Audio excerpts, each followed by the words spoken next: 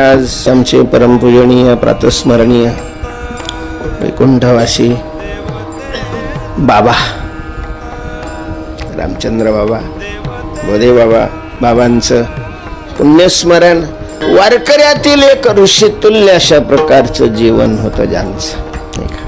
बोधे बाबांचं वर्णन करण्याकरता ज्ञानोबरेंची एक ओवी समोर आठवते. श्रुती स्मृतीचे अर्थ आपणची होवनी मूर्त अनुष्ठाने जगा देत वडील जे.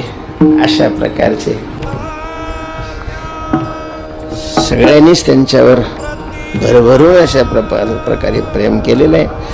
बाबा म्हणूनच सगळ्या वारकऱ्यामध्ये ज्यांची प्रसिद्धी अशा प्रकारची, त्यांच्यापेक्षा जास्त वय असलेले सुद्धा त्यांना काय म्हणत होते, बाबाच म्हणायचे. ते बाबाच होते.